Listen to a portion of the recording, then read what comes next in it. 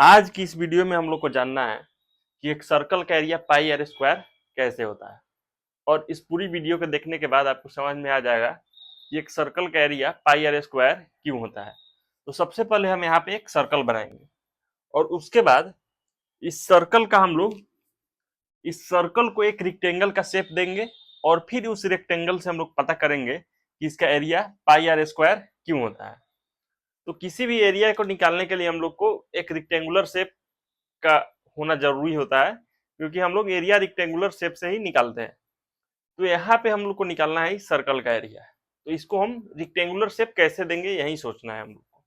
तो इसको rectangular shape देने के लिए इसको छोटे छोटे सेक्टर में हम लोग को कट करना है। जैसे अगर ये सर्कल है तो इसको अगर हमको क्या करना है कि छोटे छोटे सेक्टर में कट करना है। तो जैसे यहाँ पे हम लगभग इसको 8 सेक्टर में कट कर दिए हैं। क्या किए हैं कि इस सर्कल को 8 छोटे छोटे सेक्टर में कट किए हैं और इस 8 सेक्टर को मिला के हमको यहाँ पे रेक्टेंगल बनाना है। तो जैसे यहाँ पे अगर हम 8 सेक्टर को मिलाए, सबसे पहला सेक्टर यहाँ पे ये होगा,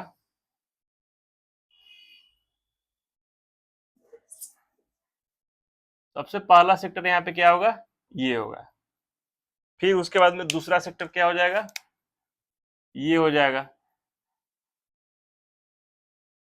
उसी तरीके से तीसरा सेक्टर ये हो जाएगा।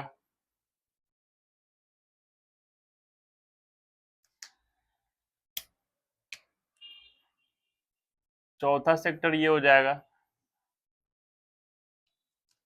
पांचवा सेक्टर ये हो जाएगा। छठा सेक्टर ये हो जाएगा। सातवां सेक्टर ये हो जाएगा और 8वां सेक्टर ये हो जाएगा। अब इसको हम लोग देखेंगे तो हम यह पाएंगे कि यह जो शेप बना है इस सर्कल का, यह थोड़ा थोड़ा रेक्टेंगल के शेप जैसा आ रहा है। मतलब कि यहाँ पे ये जो है इसका जो एज है अभी भी थोड़ा सर्कुलर है। तो इससे हमको एरिया निकालना थोड़ा मुश्किल है।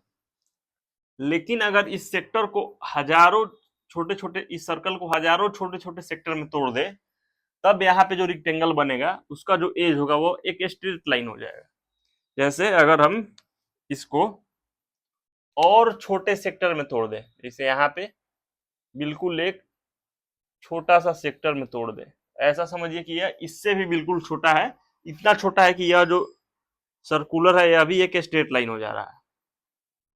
तो अब इस सभी सेक्टर को जब हम एक साथ ऐसे बिछाएंगे तो क्या होगा कि यह एक रेक्टेंगल का शेप ले लेगा। जैसे यहाँ पे ये भी एक रेक्टेंगल का शेप है, लेकिन यहाँ पे सेक्टर थोड़ा बड़ा बड़ा है, इसलिए यहाँ पे एज जो है सर्कुलर हो जा रहा है, जिसकी वजह से यहाँ पे एरिया निकालना थोड़ा मुश्किल है और एरिया का एक्यूरेसी भी कम हो जाएगा। तो अब हम क्या किए, इसको बिल्कुल छोटे छोटे सेक्टर में है ऐसे, जैसे ये एक सेक्टर हो गया।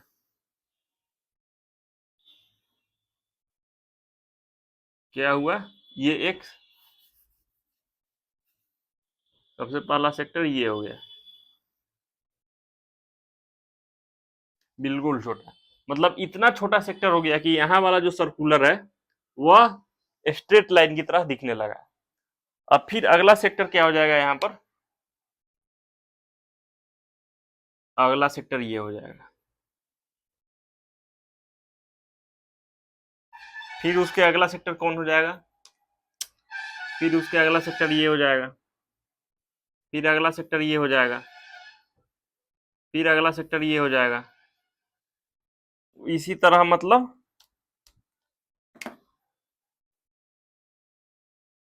फिर अगला सेक्टर ये हो जाएगा। फिर इसके अगला सेक्टर ये हो जाएगा। मतलब ये जो सेक्टर का जो एज है अब क्या हो चुका है, एक स्ट्रेट लाइन की तरह हो चुका है। और इसी तरह हम बनाते जाएंगे इसको जब तक कि सारे सेक्टर समाप्त नहीं हो जाए। हम इसको थोड़ा बड़ा सेक्टर बना रहे हैं, लेकिन यह एक्चुअल में बहुत छोटा होता है, क्योंकि हम लोग क्या कर चुके होते हैं, इस सर्कल को हजारों छोटे छोटे सेक्टर में तोड़ चुके होते हैं। तो यहाँ पे दोस्तों हम समय बचाने के लिए थोड़ा सेक्टर बड़ा बड़ा लिख रहे हैं, लेकिन यह बहुत ही छोटा होता है। जैसे कि इसको हम यहाँ पे बहुत छोटे छोटे हजारों सेक्टर में तोड़ दें। ऐसे ही क्या किए, बहुत छोटे छोटे हजारों सेक्टर में तोड़ दिए हैं। ऐसे ही सभी जगह, बिल्कुल सभी जगह तोड़ दिए हैं। और जब इसको यहाँ पे लिखे हैं तो ये क्या हो गया कि एक रेक्टेंगल बन गया है। लेकिन यहाँ पे ये रेक्टेंगल का हम लोग को अब क्या पता करना पड़ेगा, ब्रेथ पता करना पड़ेगा और लेंथ पता करना पड़ेगा, और इस रेक्टेंगल का एरिया निकाल लेंगे। इसका मतलब इस सर्कल का भी एरिया हम निकाल लेंगे। तो यहाँ पे इसका जो ब्रेथ होगा वह, क्योंकि यह सेक्टर इसी यहाँ से उठा रहे हैं, तो इसका जितना रेडियस होगा वह इतना इसका ब्रेथ होगा। इसका ब्रेथ कितना हो जाएगा, आर हो जाएगा। लेकिन अब हमको सबसे इंपॉर्टेंट काम यहाँ पे यह करना है कि इसका लेंथ पता करना है कि इस रेक्टेंगल का लेंथ कितना होगा। तो दोस्तों यहाँ पे हम ध्यान से देखेंगे तो यह पाएंगे कि जब इसका ये वाला एज इधर ले रहे हैं तो सेम एज जो टॉप पे जा रहा है वैसा ही सेम एज बॉटम पे आ जा रहा है। मतलब कि दो अगर हम यहाँ पे सेक्टर लिए हैं तो एक सेक्टर का एज ऊपर जा रहा है तो एक नीचे जा रहा है, यानी कि इसका जितना सर्कुम्फ्रेंस है उसका आधा इसका लेंथ होगा। क्योंकि एक सेक्टर जो टॉप पे जा रहा है सेम सेक्टर बॉटम पे भी आ रहा है, यानी एक लेंथ ऊपर भी यूज हो जा रहा है और सेम ही लेंथ नीचे भी यूज हो जा रहा है। मतलब कि इसका जो लेंथ होगा वो इसके सर्कुम्फ्रेंस का क्या होगा, आधा होगा। यानी कि इसका लेंथ कितना हो जाएगा, 2πr/2, यानी कि पाई आर हो जाएगा। इसका लेंथ कितना हो जाएगा, पाई आर हो जाएगा। इसके सर्कुम्फ्रेंस का आधा हो जाएगा, क्योंकि सेक्टर को हम क्या किए हैं, पलट पलट के रखे हैं, यानी एक ऊपर रखे हैं तो एक नीचे रखे हैं, जिसकी वजह से सेक्टर ऊपर की एज ले रहा है तो यहाँ पे नीचे की तरफ भी एज ले ले रहा है। तो अब हम क्या करेंगे, इसको जब इसका एरिया निकालना है तो लेंथ इंटू ब्रेथ यानी कि पाई आर इंटू आर क्या हो जाएगा, पाई आर स्क्वायर। तो ऐसे ही हम लोग को पता चलता है कि एक सर्कल का एरिया पाई आर स्क्वायर कैसे होता है। तो यही इसका एक प्रूफ है।